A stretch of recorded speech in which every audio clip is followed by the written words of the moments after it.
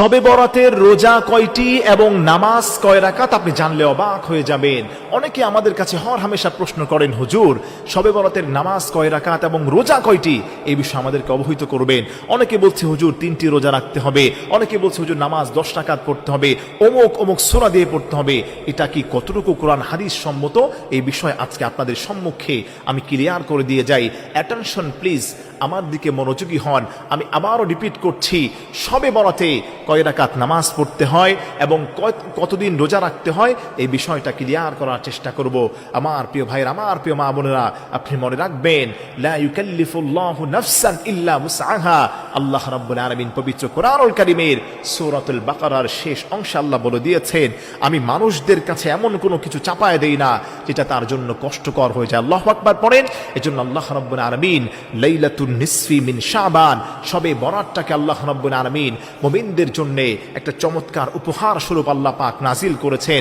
আর এই শবে বরাতে আল্লাহ রাব্বুল আলামিন সমস্ত মানুষদেরকে আমভাবে ক্ষমা করে দেন। আল্লাহু আকবার পড়েন।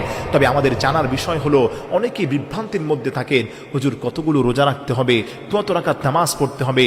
মা বোনদের কাছে বিনয়ের ডানা অবনত করে পায়ে হাত রেখে মিনতি করে বলে যাই, মা বোনেরা, এই প্রচলিত কথা থেকে আমাদেরকে বেরিয়ে আসতে হবে। শবে বরাতে নির্ধারিত কোনো নামাজ নেই। আপনাকে 10 ওয়াক্ত পড়তে হবে, আপনাকে 10 রাকাত পড়তে হবে, 20 রাকাত পড়তে হবে, 30 রাকাত পড়তে হবে, পুরো কোরআন খতম দিতে হবে, 10 দিন রোজা রাখতে হবে, 4 দিন রোজা রাখতে হবে, এরকম কোন সংখ্যা নির্ধারণ করে শবে বরাত উপলক্ষে হাদিসের কোথাও বলা হয়নি, সাহাবায়ে কেরামের কোনো বর্ণনা থেকে পাওয়া যায় না। এজন্য মা বোনেরা যারা আছেন, এখানে সহজ একটি সিস্টেম ইসলাম আমাদেরকে শিক্ষা দিয়েছেন। ইসলাম বলছে, শবে বরাত উপলক্ষে তুমি যত রাকাত নামাজ পড়ো, অত রাকাত নামাজ পড়ার চেষ্টা করো। আপনি কি করলেন, ঈশান নামাজ জামাতে পড়ার পরে আপনি সুন্দরভাবে 2 রাকাত করে করে 10 রাকাত নামাজ পড়লেন, আবার একটু রেস্ট নিলেন, আবারও 10 রাকাত পড়ার চেষ্টা করলেন। এভাবে থেমে থেমে আপনি সারা রাত ইবাদত করলেন। তবে আপনাকে মনে রাখতে হবে, সারা রাত ইবাদত করতে গিয়ে আপনি যদি ফজরের নামাজটা মিস করেন, তাহলে কিন্তু এই নামাজের কোনো মূল্য থাকবে না। এজন্য আপনার চাহিদা অনুযায়ী আপনি যতটুকু নামাজ পড়তে পারেন, 2 রাকাত, 4 রাকাত, 10 রাকাত, 20 রাকাত, যতটুকু পড়তে পারেন, এই নফল নামাজ আপনি পড়ার চেষ্টা করবেন। রাকাত ইসলামে নির্ধারণ করেন যতটুকু আপনার শরীরের মধ্যে কুলায়। 2 নম্বর হচ্ছে রোজার ক্ষেত্রে আপনি, এটা হচ্ছে শাবান মাস, আর নবী পাক সাল্লাল্লাহু আলাইহি ওয়াসাল্লাম হাদিসের পরিভাষায় পাওয়া যায়, রমজান মাসের পরে সবথেকে বেশি রোজা আল্লাহর হাবিব সাল্লাল্লাহু আলাইহি ওয়াসাল্লাম শাবান মাসে রেখেছেন। একদিন পরপর হাদিসের মধ্যে আসে তিনি রোজা রেখেছেন, অথবা লাগাতার তিনি রোজা রেখেছেন। এই ব্যাখ্যা বিশ্লেষণগুলো হাদিসের মধ্যে পাওয়া যায়। এজন্য মা বোনেরা যারা আছেন, আমরা বেশি বেশি করে এই শাবান মাস উপলক্ষে আমরা রোজা রাখার চেষ্টা করি। শবে বরাত উপলক্ষে আমরা রাখতে পারি। এটা যে আপনাকে 5টা রাখতে হবে, 6টা রাখতে হবে, বিষয়টা এমন নয়।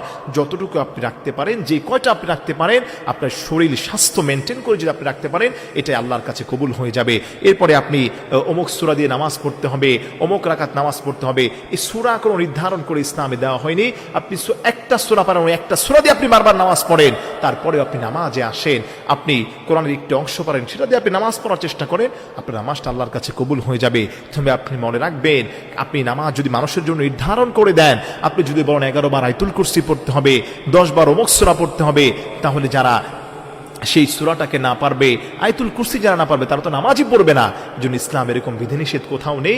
আপনি যত রাকাত মনে চায় তত রাকাত আপনি নামাজ পড়তে পারবেন, যতদিন মন চায় আপনি রোজা রাখতে পারবেন। আল্লাহর সন্তুষ্টির জন্য যেই সূরা আপনি পারেন, সেই সূরা দিয়ে আপনি নামাজ পড়ার চেষ্টা করবেন। আল্লাহ রাব্বুল আলামিন আপনার নামাজকে কবুল করবেন, আপনার গুনাহগুলোকে মাফ করবেন। আসেন, এই ভাগ্যের রজনী এবং চমৎকার ক্ষমার রজনীতে আমরা আল্লাহর কাছে ক্ষমা চাই। আল্লাহ রাব্বুল আলামিন শবে বরাতের সমস্ত ইবাদতগুলো সুন্দরভাবে করার তৌফিক আমাদেরকে দান করেন।